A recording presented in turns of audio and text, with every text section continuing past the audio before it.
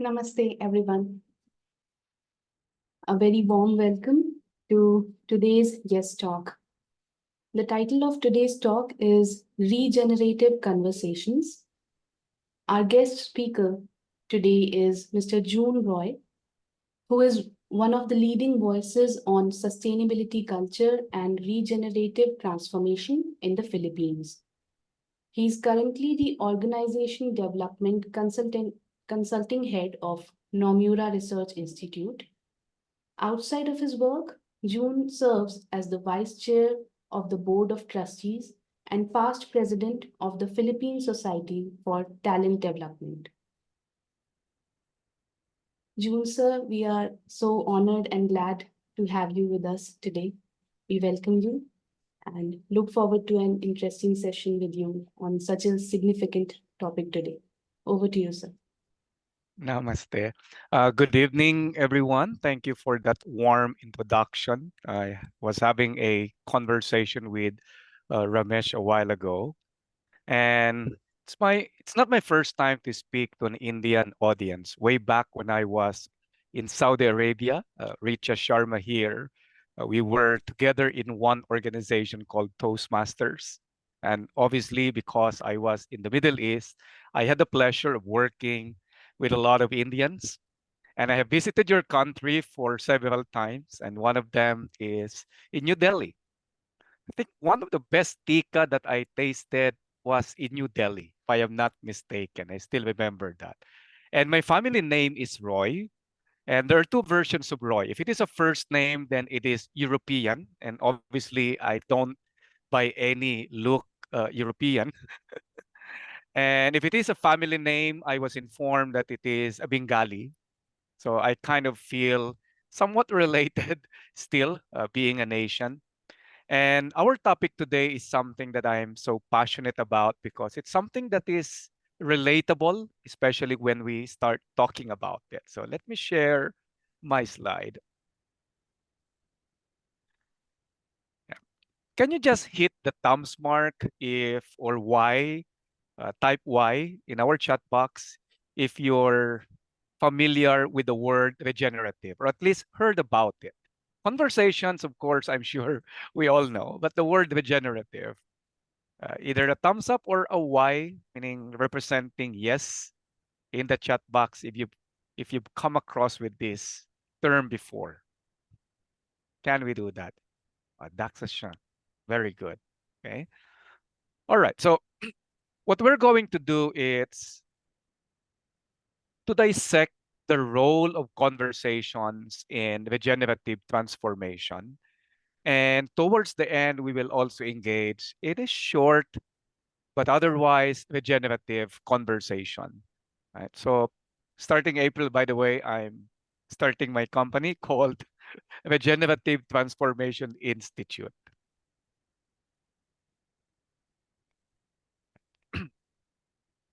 So are all of you in anybody here who is, outside of India, or everyone is from India? I think everyone is from India. So yeah, let me introduce a little bit about myself in addition to what Arunima mentioned. So from a personal level, um, I'd like to focus on two things, my being a nature lover, and the other one is as a lifelong learner. So while I am sharing to you today, I'm also learning, and I have learned a lot in the process. And while I am labeled as one of the pioneers and a leading voice in this topic, what I actually wish is that everyone becomes an advocate, not just of sustainability, but also of regeneration. And I hope that by the end of our conversation today, you will be able to apply at least a little about regenerative conversation, and not just in your professional career, but also in our communities and most especially in our homes. Right? So these are the kind of things that I do to pursue my advocacy and my passion on regenerative. Now, let me start with this thought. Conversation is food for the soul. Can you type a one sentence or one phrase why you think this makes sense. Conversation is a food for the soul, right? So we're having a conversation now, but it's not verbal, right? So at least in a digital way, we are trying to have also a conversation, but conversation is food for the soul. In what way, you think? Is it is it okay if I call someone here, volunteer, just to get your opinion? Because my topic is about conversation, and it wouldn't feel good if I'm the only one and we don't have any form of conversation. So if possible, if you can participate, so that the topic and what we do uh, somewhat jives in. Now, conversation is food for the soul. Anyone who would like to have a conversation or share her thoughts on this?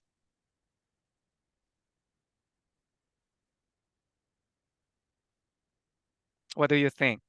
Shall I call on someone or any volunteer? May I speak? Yes, please. Yeah. Yeah, Good evening, ready. everybody. Yeah, Yeah, yes. So, yeah, when you talk about conversation, the first thing that comes to my mind is that you can either converse with yourself or right. you need to converse with somebody else. So it needs to be there needs to be somebody saying and somebody listening.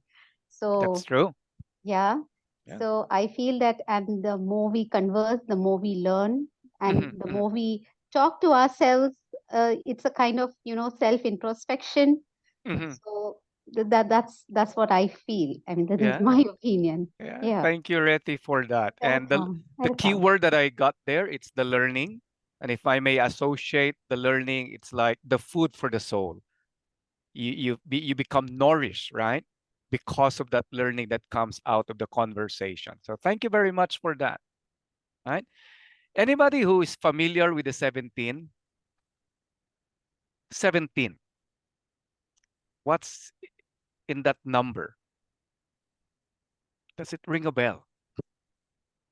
17 is the 17 Sustainable Development Goals. Right? So this, in short, is our version or the United Nations version, which has been adopted by almost all countries in the world about what it means to have a better future, not only for today, but especially for tomorrow and for the next generation of our children and their children. Right? So there are 17 goals. And universally or globally, unfortunately, uh, there are only four which we are on track globally. In the Philippines, there's only one, right? India, what about India? How many of the 17 sustainable goals have you been achieving as a country? I don't know if you have an idea with that. If you have, please chat. How many? But globally, there's only four. And out of the four, two experience reversal. What it means, in simple terms, is that we are still far from achieving our concept of a better world for our children. Right? And so everything that we have done for sustainability, while it is important that they continue, the realization is that it is not enough. Right? The reason for that is if you look at this model, sustainability it's about reducing the impact. Right? So you can see it from the point of view of people, planet, progress or profit, or from the lens of environment, social, and governance, ESG, right? And so when you talk about environment, limiting the impact means you are making sustainable choices. So instead of using single-use plastic that we simply throw away and they land in the ocean, they become what you call microplastics that destroys our fish and all the living organisms there. We become mindful about our choices, right? We become mindful about our carbon footprint. So when we limit the use, that becomes sustainable. When viewed from the concept of social, that means the way we interact with people. I respect you. I did not disrespect you. I am inclusive, diversity, equity, inclusiveness, and belongingness. So this is the buzzword now about inclusivity. So regardless of the religion that we have, regardless of even, especially in the Western world, the sexual orientation, our beliefs, we respect each other, right? So I do not discriminate. I don't disrespect. I treat people kindly. So that's still within the concept of sustainability, right? The problem is it only limits the impact, but it does not really add up. So regenerative is more than just limiting the impact.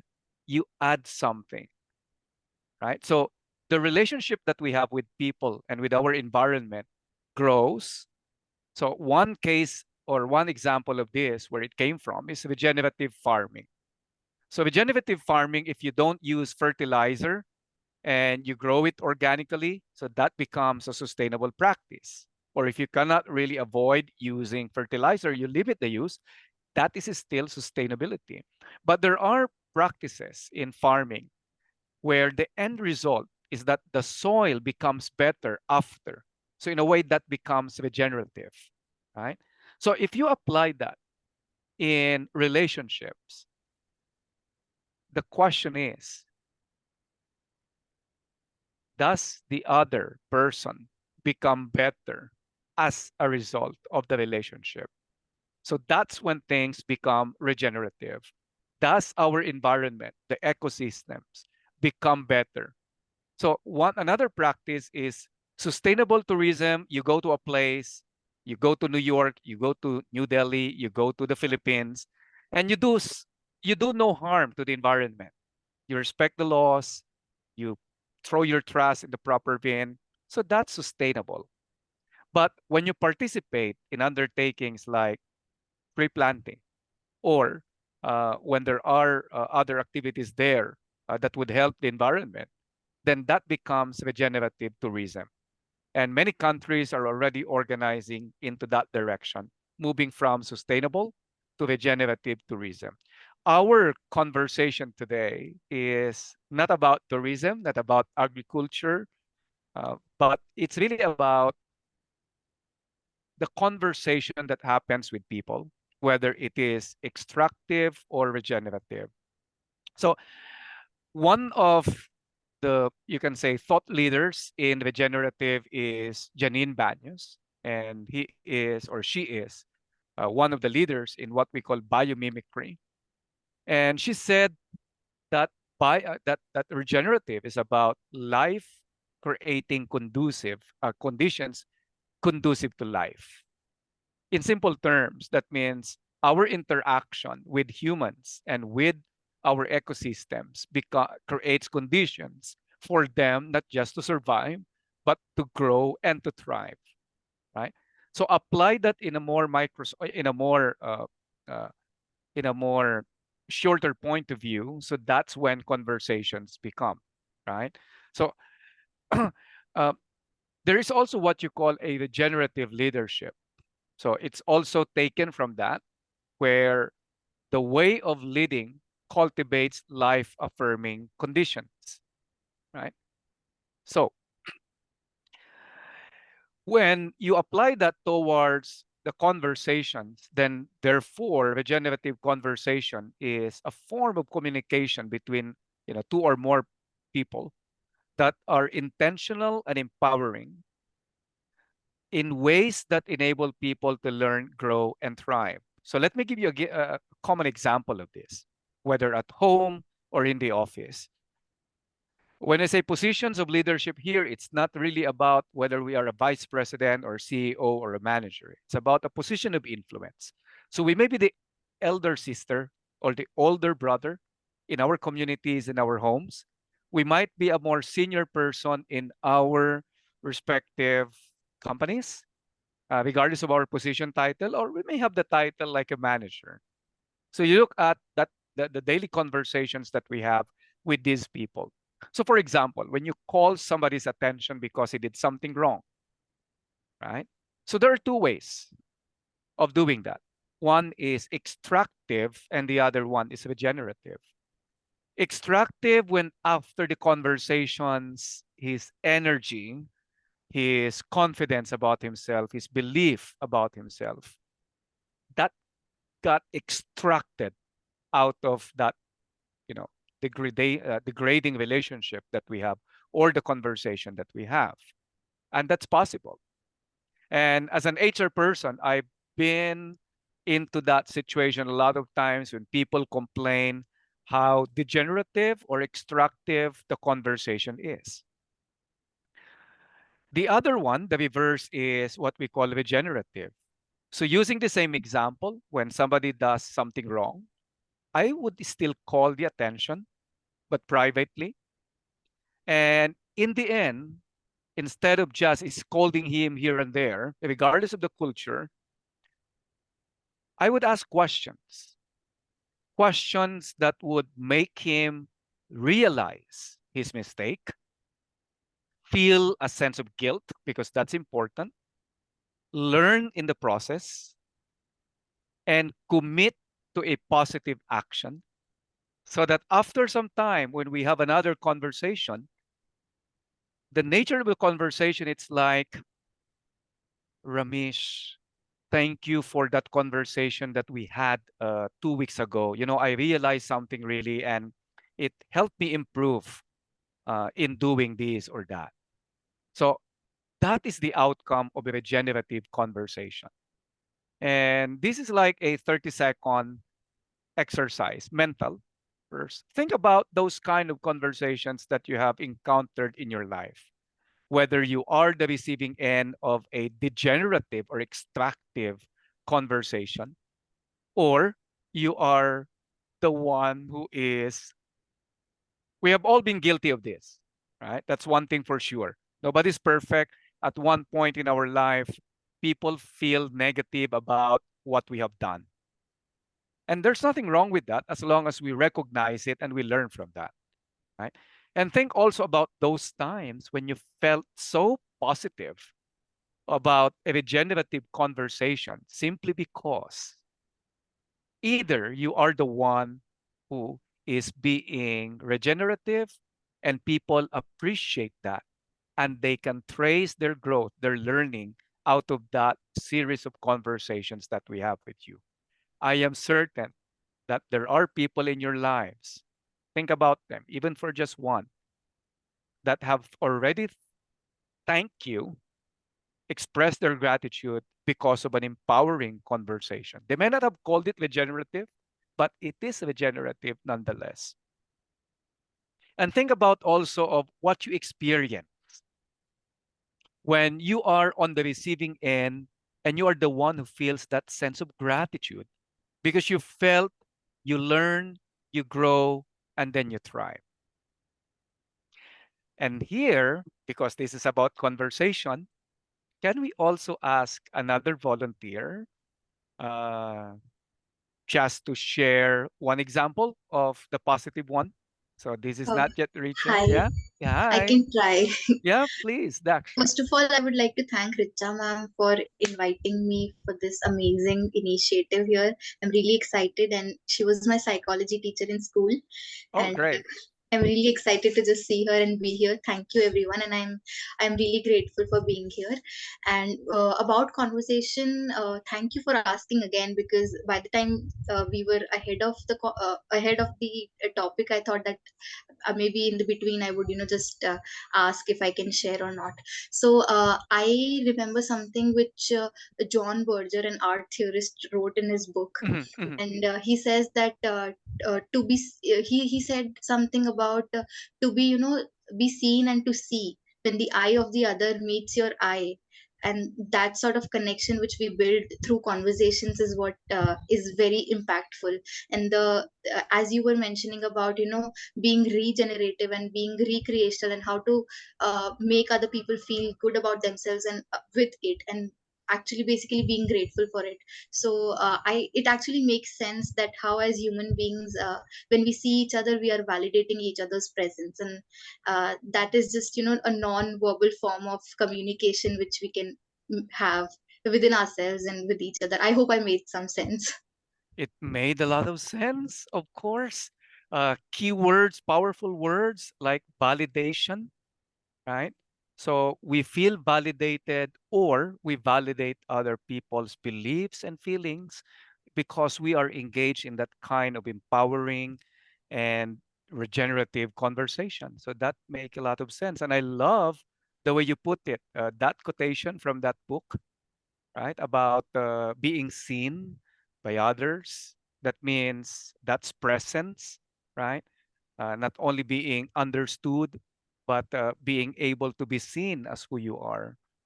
That's empowering. So thank you, Daksha, for sharing that. No?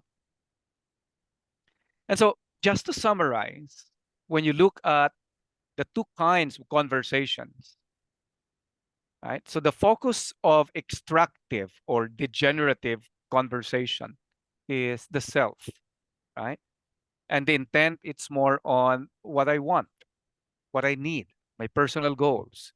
And it can lead, the effect can lead to frustration, withdrawal, stagnation, degradation, conflict, and so many other negative things. So, for example, as a leader, when we are always giving instructions, targets, assignments, I don't think that there's an evil intent to that. We are still driven by a positive thought. We care for not only for ourselves, but also for our companies. But the point is not what you only think, but what the other person think. And we have been into that situation when we feel that the other person uh, does not really care about us. He or she only cares about the assignment, the task, right? And so uh, that is extractive. Extractive in the sense that we extract something, the talent of the person, his or her time, his or her energy. We sap, we squeeze that, and in the end, what is left, it's that feeling that he is only delivering, doing his job, but he is not given the attention. He is not seen, Daksha, as to use the metaphor that you used a while ago. And that's sad. And why do people leave many organizations? Because they're not seen, right? Because the focus is more on the company, the leader, the assignment, the task. But what about them, right? So it doesn't mean that we have to end caring about the organization. It's the way we communicate. Because in a regenerative conversation, the focus is on the other person, her needs, her aspirations, her problems. Questions like, all right, if I give you this assignment, can I know what support do you need? What obstacles or challenges do you anticipate? Questions that are focused on the need of the other person, right? And if that is the kind of conversation that we have, then it can lead to mutual growth. Growth of myself, because as a leader, as a manager, I am able to achieve my targets. But at the same time, in doing so, and through you, you're also able to learn, to grow, evolve, and transform as a person. So it becomes regenerative. And so it's not only about the conversation, the relationship itself becomes regenerative. So there's a sense of fulfillment, engagement, growth, and harmony. Even if sometimes, as normal humans, there will be misunderstanding. But just like, the metaphor of the seven habits, if you've heard about it, this is about the emotional bank account, right? So imagine a bank account. We made a lot of deposits daily because of the nature of the conversations that we have. It deepens the relationship. And so if there is any extractive or degenerative incident that can potentially happen, we have so much in our relationship or data bank. What if you don't have? Then one incident can trigger depletion and withdrawal. It can also happen in our respective homes. Regardless of our culture, the way we raise our children can either be degenerative extractive or regenerative.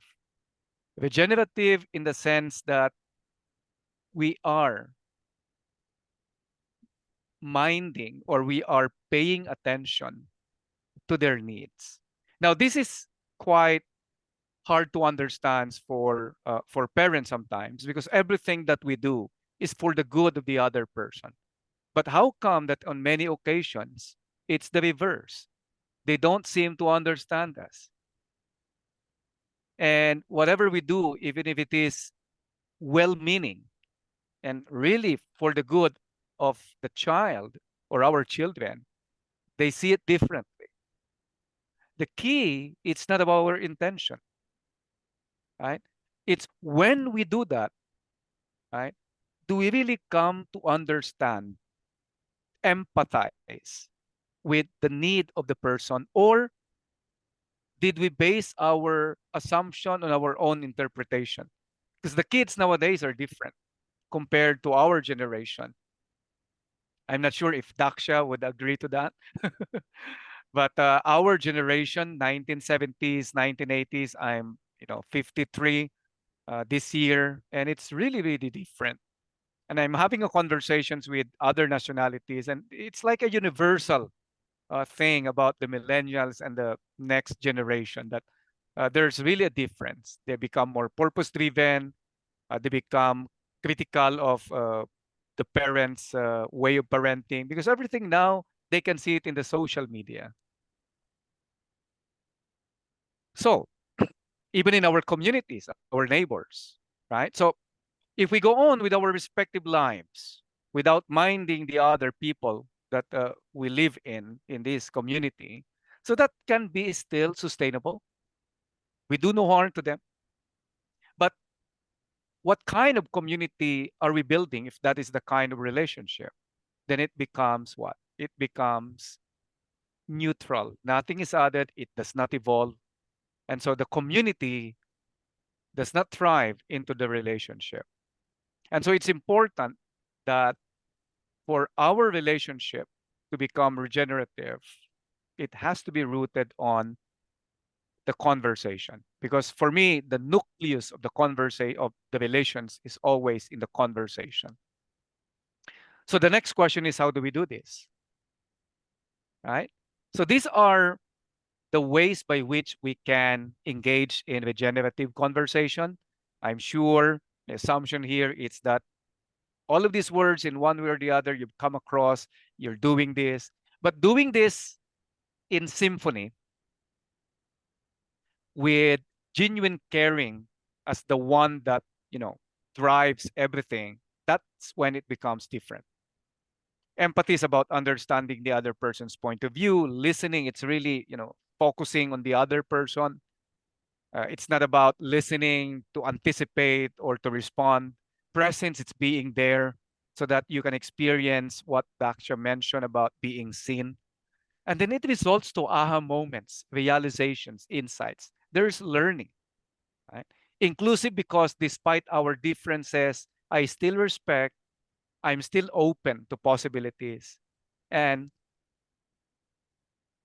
I respect our differences, right? But this can only happen, as I said, if there is genuine caring. So there's so much talk about transforming the world, achieving the 17 sustainable development goals, transforming organizations and societies. But if we cannot transform the way we communicate our own conversations, how can we transform relations? And if we cannot transform relations, how can we transform organizations? So, my friend, my invitation to you is to start looking at the way we converse with others. Is it driven by empathy? Do we really genuinely listen to the other person, resisting the urge? Are we present, or do we look at our phone sometimes? Or even if we are not looking at our phones, even if we lock ourselves eye to eye, the question is, are we really there? Are we really there? Are we really trying to understand what the other person is saying, especially when what he or she said is something that we don't agree about. It's kind of tough at times, especially when the one talking is our children or those junior to us, and we feel that they are wrong and we are right.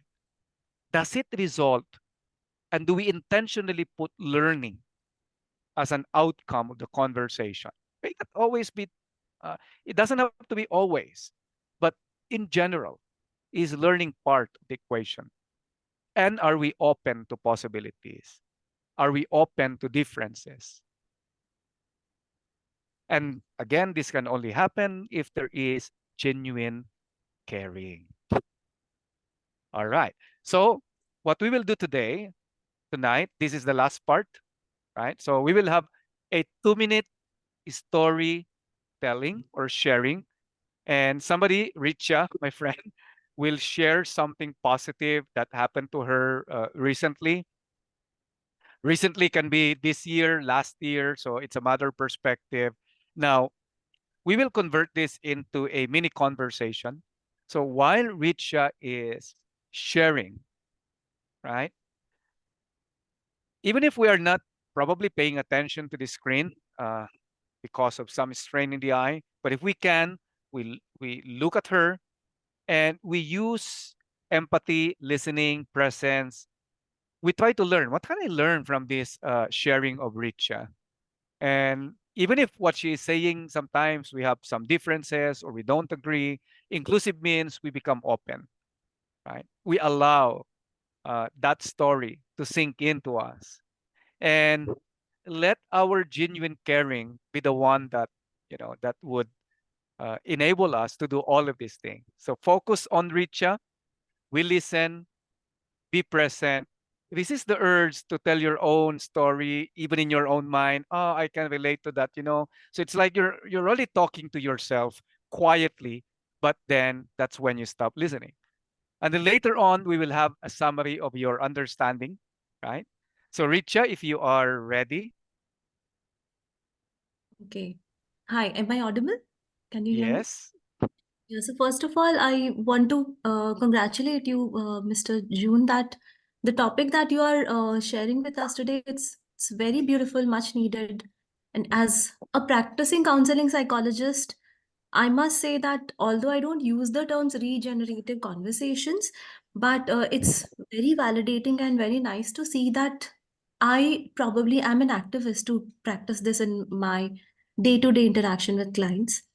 So coming to your question on something good that happened to me recently, um, and over the last few years. So I'd like to have a cumulative share of certain experiences that I've had over the years.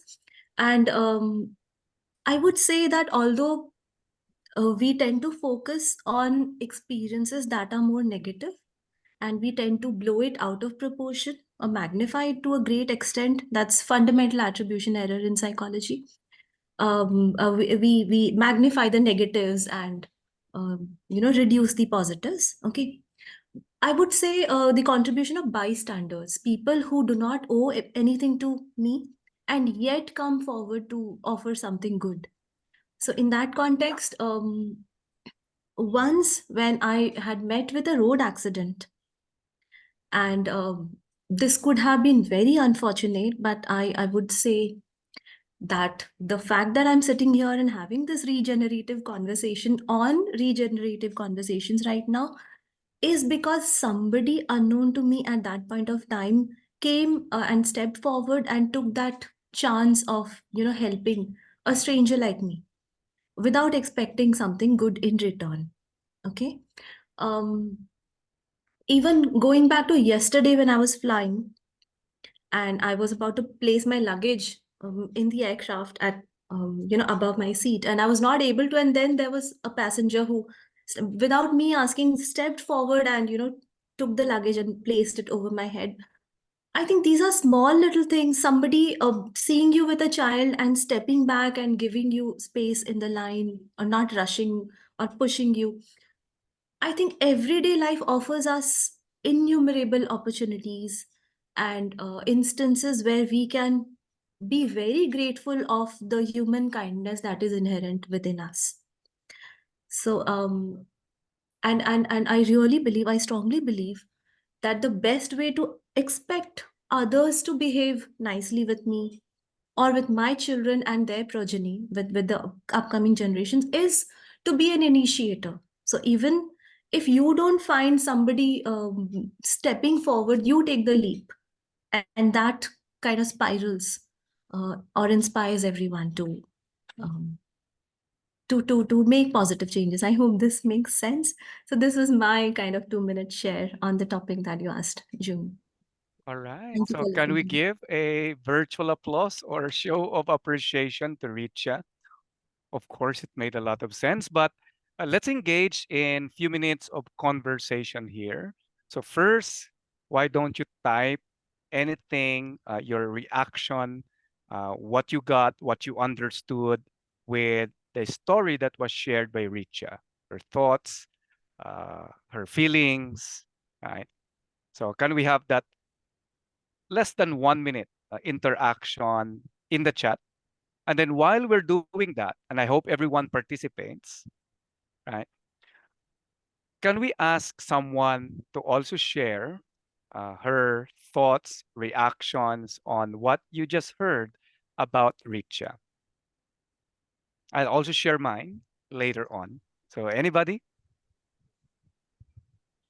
I would love to. All right. So please start, Daksha, and later on, I will also love to hear the others. So please, Yes, you're the initiator here. no, but it is always a pleasure and a privilege to learn from ma'am. And the way she, shares her experiences are, just the way she talks about is absolutely brilliant, and a huge learning happens there. And the kind of possibilities she creates while speaking is absolutely amazing. And a similar kind of incident happened with me when I was Mhm, actually rushing because I have to manage my meals. I'm a student, but I cook my own meals mhm, and and do meal preps and things mhm. like that. I The other day I went to market, and I was on a call, All and right. some other person helped me to just put all my groceries into my bag without Mhm. me asking. All right. So that was a good thing which happened. And I have a few Mhm. questions which I would ask towards the end. Yeah, sure, certainly. Thank you, Daksha, for also appreciating Richa. And what I got from what you said is you also experience those small acts of kindness. Wonderful. Right. What about the others?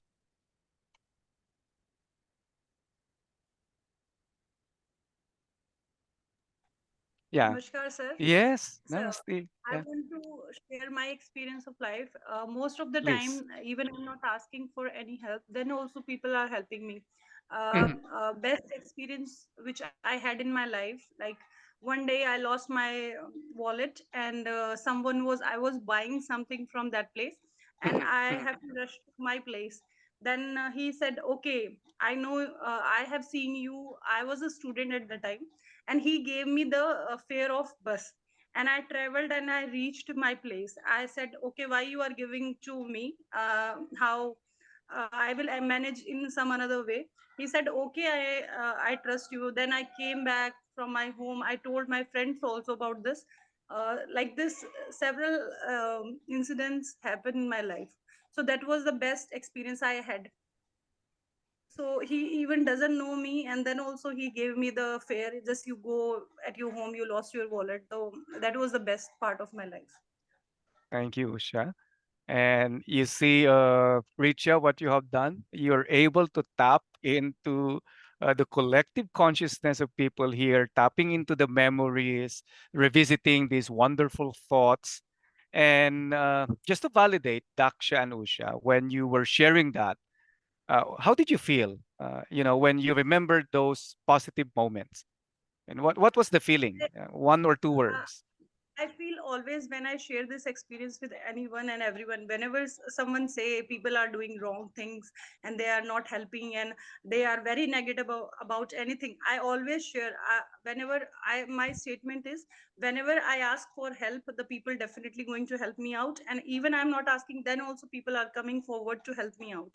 In my life, I got like so many people in my Mhm, life who mhm. are helping without any reason to me. If I'm asking, it's definitely they are going to. No one say no to me for anything, And even I'm not asking, then also there are several incidents, but this is the incident which I can think, and I can just share with each and every who knows me. They know this story. I told them several times. I feel excited, I feel very positive. That was a Mhm. person who is selling on a, like, he is a vendor, he was not a shopkeeper or Right. someone who gave this money. That, so he is not having that much money also for donation or something, but then also he gave me. So I feel excited, I share with my each and every family member and with my friends. So this is very positive. He was very kind to me, and I cannot forget anytime. All right. And I'm sure they're inspired by what you have Yeah, of shared. course. I'm not appreciating myself. I am also kind of person. I am very talkative person, and I try to help each and every person. But I like positive thing about others. If someone is nearby me and the person is not positive, like sharing something and talking negative, then I just keep aside and I stay alone. I love to be in my company in that case. But it motivated me, like the person who is not having anything, he's a kind of vendor, Right. he was selling mugs on that, and he helped me out. So I get motivated, I try to do as much as I can do for my friends or my in any case I tried. One day, let me tell about myself. I was traveling in a bus.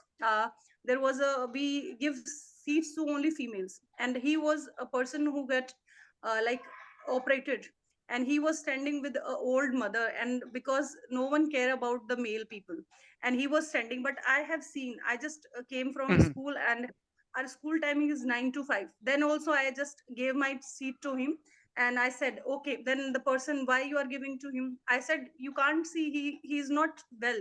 It is not for females all the times. If females are not feeling well, then you are giving seat. You can All see a right. male is also is not feeling well, then in that case also you should consider it. So that Right. was, I try to do so all these things, but I'm not appreciating myself. I am telling each and every person helped me out in my life, whosoever I met. Thank you for Thank you. sharing that. Those were inspiring. And Richa, thank you also for sharing your story about that road accident and you know uh, help being helped by strangers. Those small acts of kindness, becoming an initiator. That's what I got from what you said, and you can see the effect triggered positive recollection of memories from the others as well. So that's regenerative for me. I hope we have more time, but I think it's time for me to just simply thank you. I know there will be a reaction from Ramesh from here, but I'd like to thank you, and especially for those who have participated in this conversation. And yeah, so the challenge for us, it's to become mindful of the effect we have on others, not only by our action, but also by the words that we speak through our conversations. And it's not enough that we do no wrong. It's not enough to be sustainable in our ways. The world needs something more than sustainability. It needs our relationship, our conversations, our actions to be more regenerative. Regenerative because the ecosystem and the people around us grow, become better, they get transformed as a result of our relationship with them. Thank you very much. Thank you so much, Jun sir, for this enlightening and insightful session. This definitely came out as a regenerative conversation, I'm sure. Thanks a lot. Participants, if anyone has a question or someone wants to share something, please, you can drop the messages in the chat box or raise the hand. I'll call out your name. Please go ahead.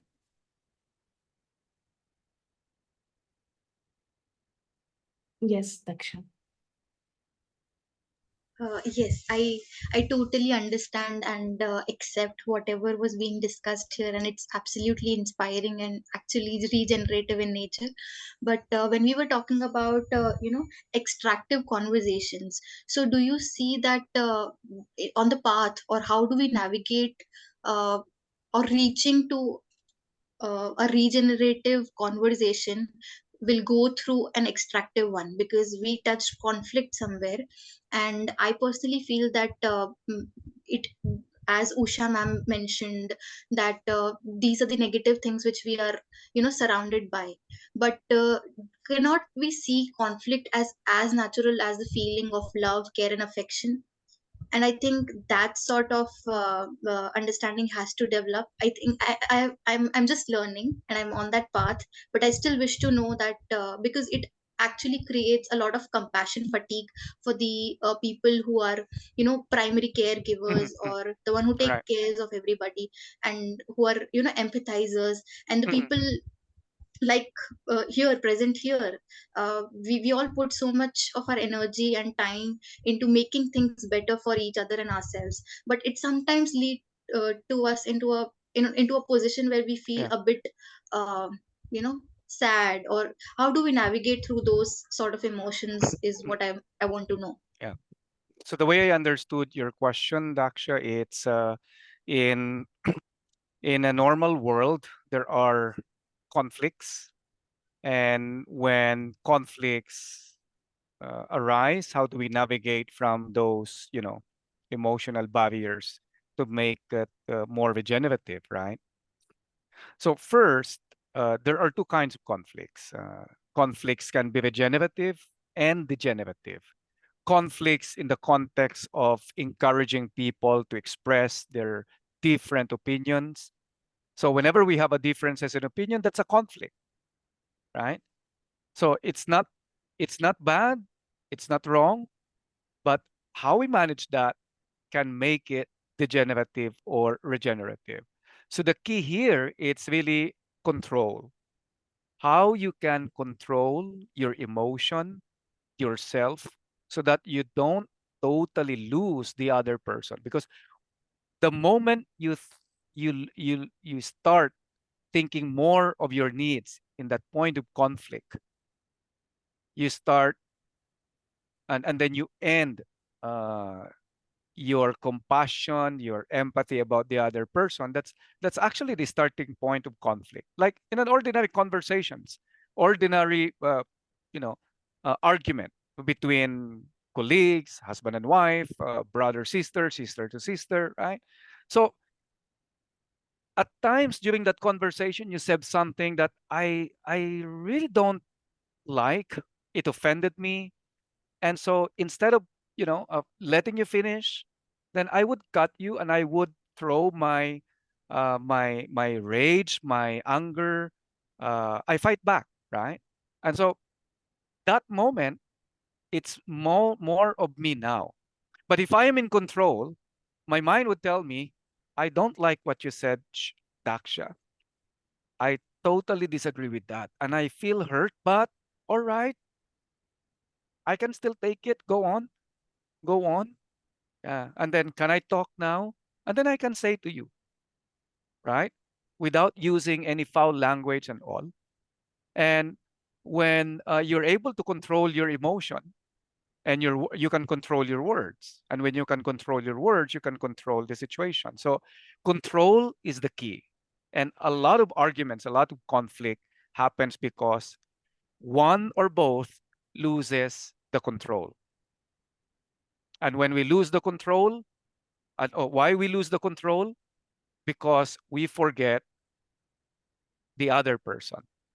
And the one that dominates is our own needs. Easier said than done, I would say. But as an HR person, of course, we do a lot of counseling also. And we've been into a lot of conflicting situations, and it works. Yeah, even with my relationship, personal relationship. Yeah. Uh, it's an experiment that I always do with my, all right, she's not here, but she would agree with my wife, right? Let her speak.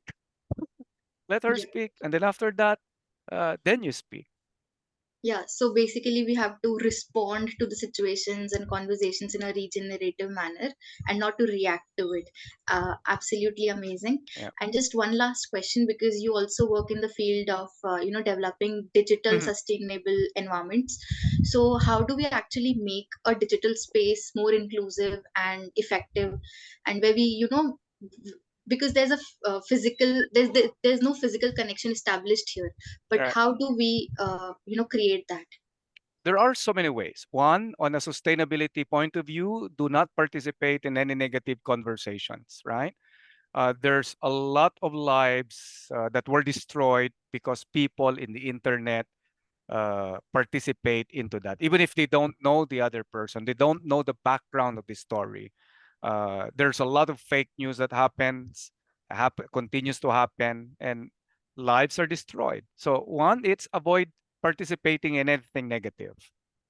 Second, it's a reverse, right? Reach out to someone, right? Start having good conversations. Start, instead of sharing during that digital conversation, why don't you start listening, asking questions, right? The other is you can join positive forum or groups or forum that are dedicated towards something positive, whether it is yoga or yes, right? Or anything that is positive, you can participate. You can form group chats within your friends and purposely start something positive, something meaningful. So there's so many things. The internet, the social media is like a tool, right? It's neutral. It becomes wrong when we use it wrong, and it becomes productive if we use it productively. So it depends on us. But there are so many things that we can do in the digital as a participant. Thank you so much for your time and energy. That's a good question, Daksha. Thank you very much. Thank you, sir. Participants, anyone else wants to share something or ask something from Jun, sir? There are two names here that caught my attention, Marcelo and Raquel, because these are either Spanish or Filipino or probably US, because they are common names in the Philippines or probably from, not sure, are they from Kerala or somewhere outside of India? They're from Argentina. Argentina, Yes. yes, yes. Great, great. So we have people from Argentina, right? Um, yeah, Dr. Bijlani, sir, I request you to share your thoughts, please.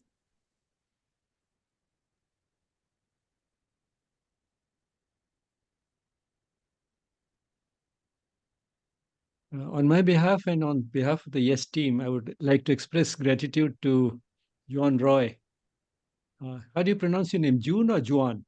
My real name is Juan in Spanish, and I know Juan. that Raquel and Marcelo can relate to that. Juan, Juan. that's a Spanish name. Juan. Yes. I would like to express our gratitude to Juan for a talk which seems to be very rational and based on common sense. These are things which everyone understands, and yet it's very difficult to put into practice because one forgets these things when we are actually interacting. And therefore, we need these reminders. And when the reminder is made uh, very systematic and structured the way it was today, it is likely to leave behind a lasting impact. It also shows the extent to which, by applying our mind properly, by making the best use of our intellect, by refining it, how much we can uh, deduce that can create a better world.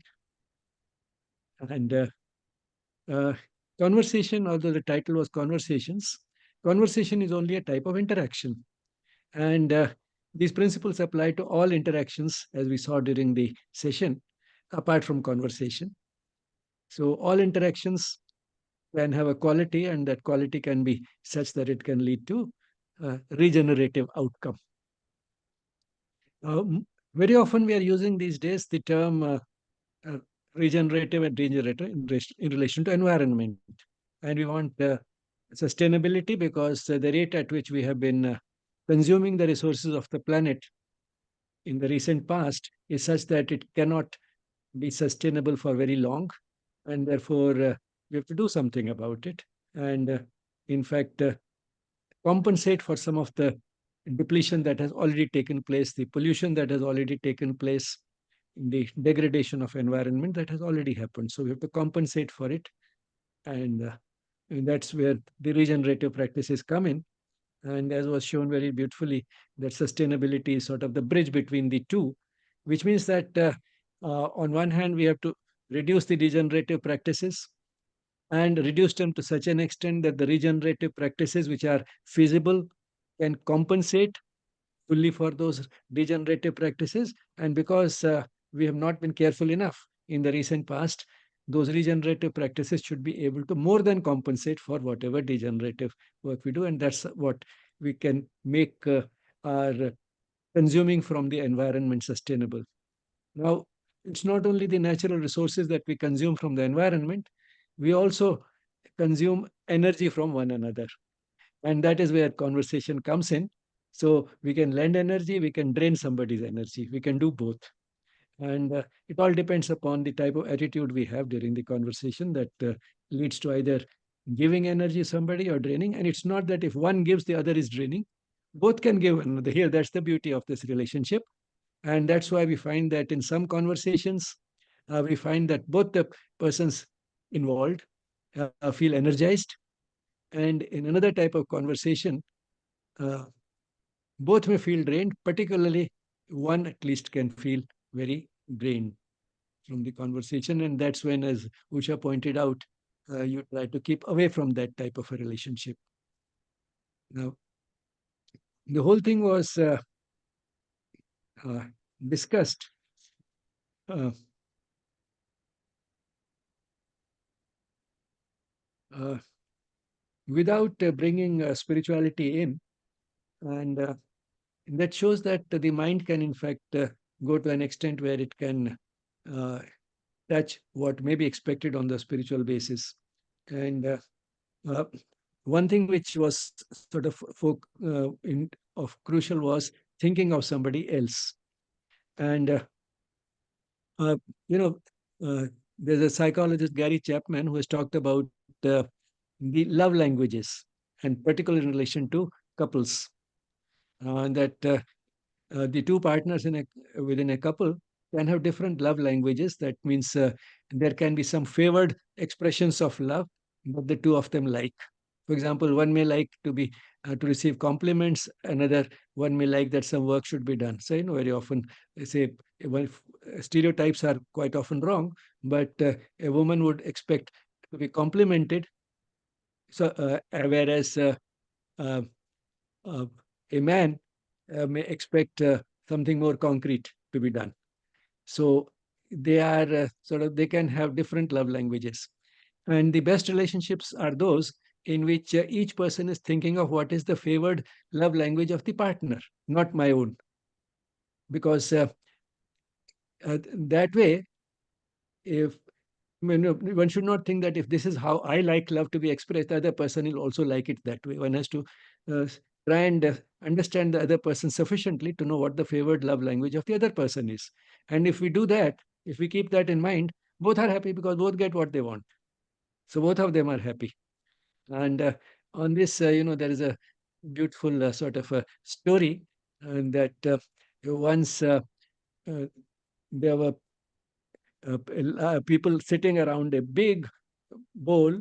The diameter was really huge, and there was a circle, people encircling this, and they had big spoons by which they could pick up the soup that was there in this big pot and have it. But then, in one situation, uh, they were not able to have anything because the handle that they had to use, the spoon had that had to be used, had a big handle, and they could not bring it up to their mouth. In another, and therefore they were all starving in spite of the soup being available. In another situation, it was not so. And what was the difference? In one case, each person was trying to take the spoon towards himself or herself. In another situation, each person was feeding somebody else sitting at the opposite end of the pot, of that bowl. So just by making that little difference, everybody could be fed. And that's sort of the difference between heaven and hell. Uh, so that story is based on how uh, the situation differs in what we visualize as heaven and hell. Now, about the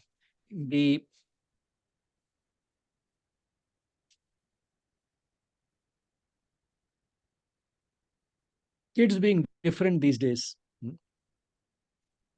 Now, that is something which it always strikes anyone who is from the Aurobindo tradition, because they have visualized a better world in the very near future. Since time is running out, I mean, I'll not get into why they have visualized and how they felt so confident that they've assured that, in fact, the world is going to change. But then who is it that is going to usher in that new and better world? It is the youngsters. And the signs are now quite visible. The children being born these days are quite different. And we have seen one child, Daksha, today, uh, as one of those prototypes who will usher in that better world order. And children are questioning conventions. Sri Aurobindo has called them the massive barrier breakers of the world, because unless we are ready to change and demolish the structure that already exists, you can't reconstruct something new and better. So they are the ones who will question conventions, who will break barriers, and create that new world. And as you said, they are purpose driven, and therefore, even when they are seeking a career, they're looking at something more than how much money they'll get, or how much name and fame they will have. They're looking at whether their life will have a meaning, whether it'll have a purpose, whether they'll be able to make a difference to the world. That is the type of careers that they are looking at. The number of such people, such young people, is growing at a very phenomenal rate, fast enough to be noticeable. And as you said, it's a universal phenomenon. It's happening all over the world. So that is the beauty of it. And uh, fitting this whole thing into the spiritual context uh, is in a way still important. Why it is important is because this whole thing depends basically upon sincerity. And the spiritual approach uh, introduces that sincerity. It also has to be an enjoyable thing, not just because it's a nice thing to do, but you enjoy it. The spiritual element introduces that joy into it. And basically, it amounts to, if one were to say in one word, love, which means that love is about feeling concerned about the other person, whereas the ego, which is the just the opposite, is about feeling concerned about yourself exclusively. And you said the key to this is thinking of somebody else rather than yourself. And if everybody is thinking of the other person, everybody will be taken care of. So it's thinking about the other person and expressing that love in a meaningful way, in a way that that person actually needs it. And that's what makes the world a better place, whether it is a physical help the person needs, or just a few nice words that the person needs, or sympathy, or that the person needs when the person is in difficulty. So you think from the other person's point of view, who happens to be in front of you, and give what that person needs to the extent that you can. In fact, go out of the way to do it. Uh, One will have the joy of giving, and the other person also not only feels good, not only feels better, but also develops a greater trust in the world, that the world is not as bad a place as we think. So all these things contribute to making a better world. So these are just a few comments that occurred to me while we were talking. And basically, love is based on oneness. I mean, that will be probably my last point. And it's easy to sort of think in terms of oneness, even as human. We are all human beings, and therefore we are all one. But spirituality goes one step further. We are all one because we are all manifestations of the same divine, manifestations of the same creator. And that is a more fundamental sort of a level at which we are on one, so that uh, even feeling that, as Yuan said in the beginning, that he feels that he has a relationship with India because of his a second name. But then that again is only a part of that oneness that we have, a still deeper oneness that we have that transcends that second name is at the level of the soul, at the level at which we have all been created by the same creator. So that is the level at which there's a fundamental oneness which we have with not only one another, but also with the rest of the creation. So what makes the life worth living is what comes at the end of one of Sri Aurobindo's uh, epic poems, Savitri. That's more of a scripture than a poem. And what he says there is to feel love and oneness is to live. Is to live, which means what makes life meaningful. What makes life meaningful is to feel love and oneness. Means to feel love for one another, which is inspired by a sense of oneness. So that actually is the key. And if you have that is there, conversations and all other interactions will take on a different color altogether and make the world a much better place to live in.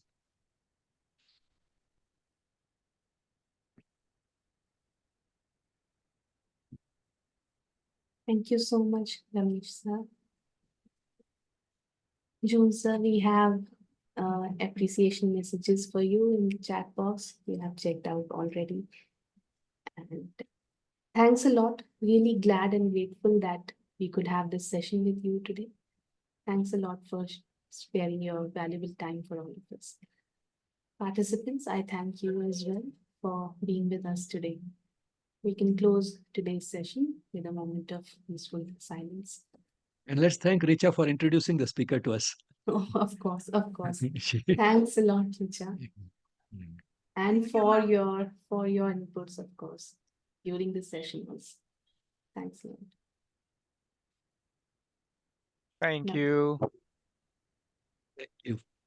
Good to have Namaskar, you sir. again.